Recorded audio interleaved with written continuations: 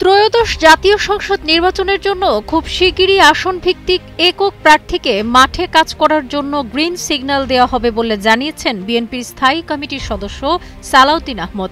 শুক্রবার গুলশানে নিজ বাসভবনে সাংবাদিকদের একথা বলেন তিনি। প্রত্যেকটি আসনে বিএনপির একাধিক যোগ্য প্রার্থী রয়েছে উল্লেখ করে সালাউদ্দিন আহমেদ বলেন, অনেক আসনে 10 থেকে 12 জনের মতো প্রার্থী আছে।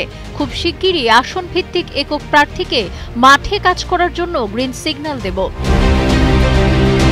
গণতন্ত্র রক্ষায় রাজনৈতিক দলগুলোর ঐক্যের প্রয়োজনীয়তার ওপর জোর দিয়ে তিনি বলেন, নিজেদের মধ্যে মতপার্থক্য থাকলেও ফ্যাসিবাদ বিরোধী রাজনৈতিক দলগুলো গণতন্ত্রের প্রশ্নে এক থাকবে। তিনি বলেন, আওয়ামী লীগকে বিচারের মুখোমুখি করতে বিএনপি দীর্ঘদিন ধরে দাবি জানিয়ে আসছে। তবে নির্বাহী আদেশের মাধ্যমে কোনো রাজনৈতিক দলকে নিষিদ্ধ করার পক্ষপাতী নয় বিএনপি।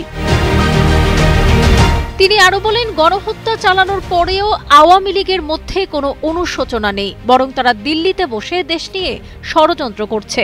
সরকারের উচিত আওয়ামী লীগের বিরুদ্ধে আইসিটি কোর্টে মামলা করা। সাবরিনা কাজী, কালের কণ্ঠ।